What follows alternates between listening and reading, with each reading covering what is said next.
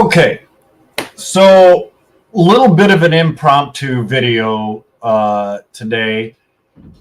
Uh, while I was taking a quick break out of my day here to have my lunch, I decided to kind of rifle through YouTube for a moment.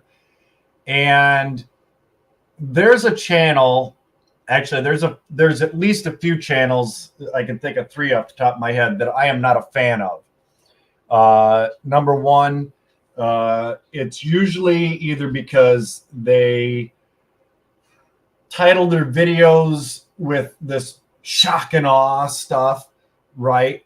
Like, oh, is the government going to shut down and truckers are in trouble? Come on. It's all, but then when you actually get into the video, it is, oh, nope, everything's going to be okay. But it's that bait and hook, right? And other ones talking about, oh, are brokers going to be obsolete? And then there's a famous Canadian one talking about load brokers. In fact, I would love to have him on the show, or I'll jump on his show and I would love to discuss it with him. Because this whole thing about, the freight market right now, brokers making, 20 to 50% on loads, eh? Really? That's why we've seen so many brokerages go bankrupt along with the carriers this past year. It doesn't make any sense. It is misinformation, and everybody needs to just stop paying attention to it. And sorry about that. And it blows my mind. Some of this, and all it is to get drivers riled up, right? And they love to smash on brokers, and hell, they'll even pick on their own sometimes, right? They'll pick on other drivers. But what they won't do is provide a solution, right? They don't offer any information whatsoever. And that's the biggest peeve that I have about some of this, right? It's, oh, we're a news channel. Oh, we're this. Oh, we're... Get the out of here. You're not. All you're doing is stirring the pot, riling people up, and it does absolutely no good. And you get people going, yeah, because they're followers. They're freaking sheep, right? And it pisses me off. I'm sorry, I don't mean to get riled up like this, but if you're a follower of any of those channels, I feel sorry for you. I absolutely feel sorry for you. So here's the thing at the title of this video is freight brokers, or quote unquote load brokers, rates and truck driver detention, things like this. All right, we've talked about this in videos. Number one, you don't like freight brokers, don't use them. Stop using the load boards, right? Go out and get your own customer. Oh, well, I'm just an owner operator. Okay, reach out to me. I'll show you how to get your own customers direct, right? I'll throw my email up for you. Where'd I do with it? There we go. Are you going to get in with a place like General Motors or Ford or Kellogg's or some place like that as an owner operator? Probably not, right? But if you solicit small shippers in your area, they're probably going to be more than happy to work with you, right? And if they've got a regular lane that they're shipping to, maybe they only have 3 to 5 loads a week that they ship out, right? That's fine. That's absolutely fine. And they might reject you, and so you got to go next door to XYZ company or whatever. They're another small shipper, and hit them up, right? And let's say they're based out of, I don't know, Charlotte, North Carolina, and they've got loads going to Dallas, Texas. All right, so then hit Dallas, Texas, start looking for small shippers in the Dallas, Texas area with loads going back to Charlotte, North Carolina, right? This isn't rocket science. It's not.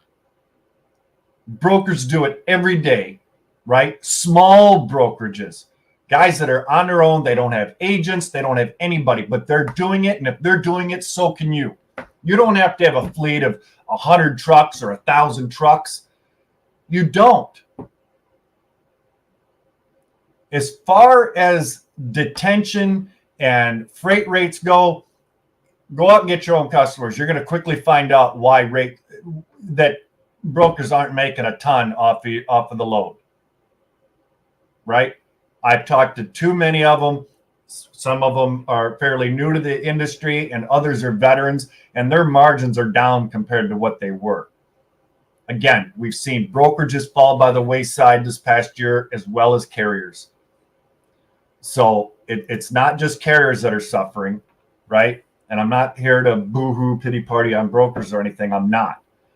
But I'm just tired of some of these quote unquote influencers in the industry that are offering zero information other than shock and awe and point fingers and things. You know, I saw them picking on a well-known, they're the second largest brokerage in the U.S., right? Picking on them because, you know, they're taking all the money from the carrier. Well, then don't haul their freight. You don't like them, don't pull it. Right? And you accept the load and then find out after the fact that the broker got X amount more. Who's to blame? Who's really to blame? You accepted it. Right? It's easy to point fingers after the fact than to accept responsibility. Nobody's out here to save you. Nobody's out there to save me. Negotiate. You don't like the rate? Say you call up on a load and the broker says, well, yep, we've got 1,100 on this load. And you're thinking, man, I need to be closer to 1,500, 1,600 on that. Rather than just hanging up the phone, like I've had so many dispatchers do, and maybe the driver's got 200 miles deadhead. It's a load in the middle of BF nowhere, right?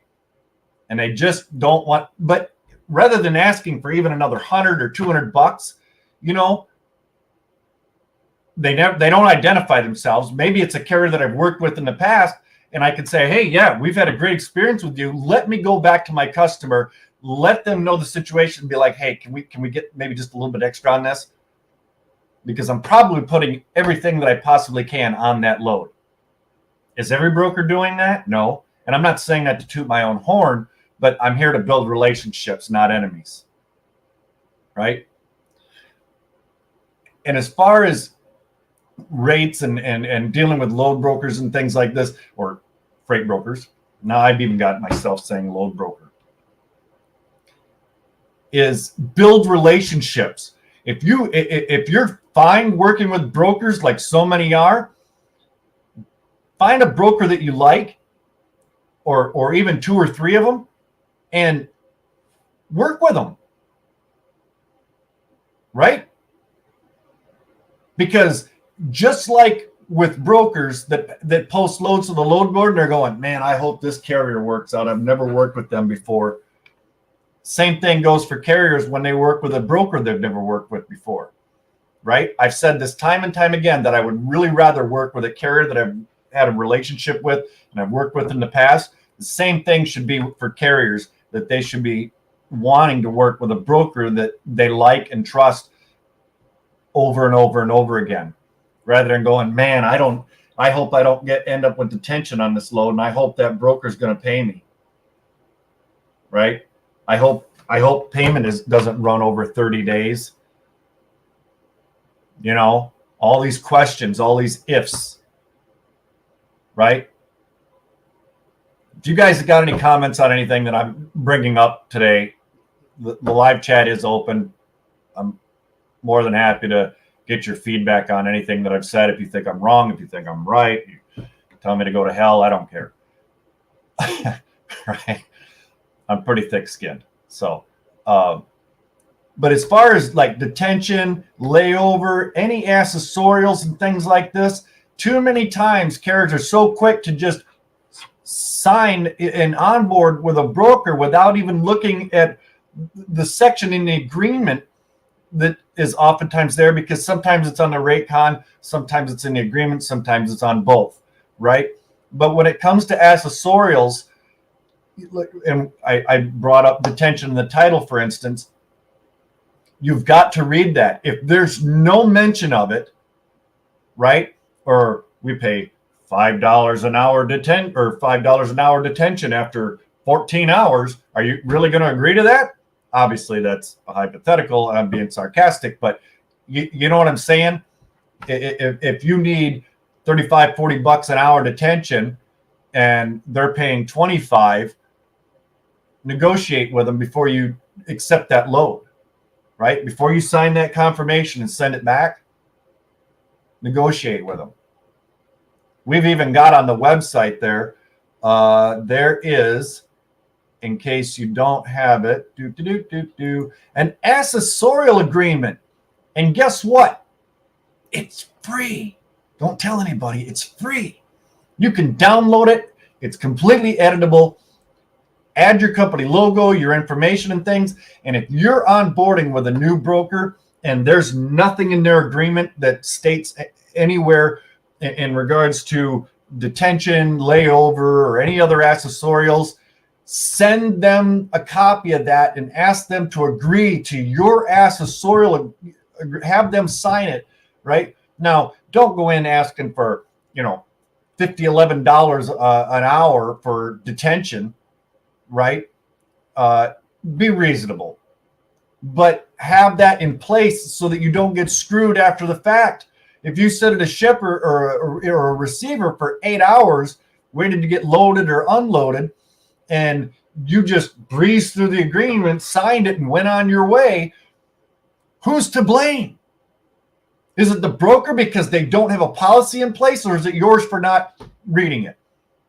It's both, actually, right? But you think that broker didn't know what he was doing by leaving that omitted? Come on. A lot of this should be common sense. It should be. But unfortunately, common sense apparently flew out the window, and it's, 100 miles back. It just boggles my mind. The misinformation out there and the finger pointing and, load brokers and, oh, did you hear about, dude, get the out of here. Stop falling for it. Focus on your business, right? Make those calls, read your agreements, make sure. Because if you end up with detention or layover or something and there's nothing there, nobody's coming to save you. Nobody. You can pray, but I guarantee you there'd be no miracle happening there. Now, maybe you'll get lucky. The broker will pay you for the detention, layover, whatever, and maybe they won't. Right? Network, communicate. I've worked with some really great carriers in the past. They picked up on time, delivered on time. They did everything they said they were going to do, but there was no communication.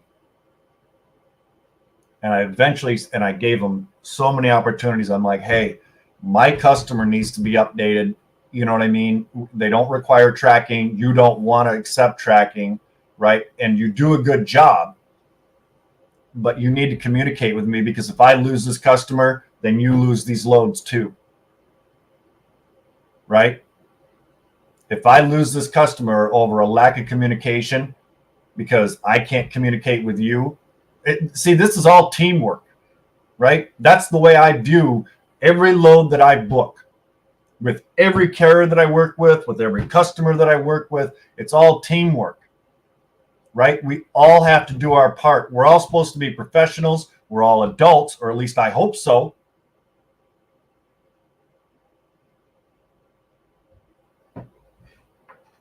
I apologize ranting to everybody here on a Friday, but I just, like I said, I took a quick little break out to have my lunch for 5 minutes, and I listening to some of the garbage. It just blows my mind. Just blows my mind. So that's all for today. Again, pay attention. Join us next Thursday or this upcoming Thursday. We're going to have eCarrier check on, and we're going to go through what they do, what they offer for you carriers and brokers. Right? You're gonna want to stay tuned for that. So Thursday at noon. All right, Eastern time. So until then, bye-bye.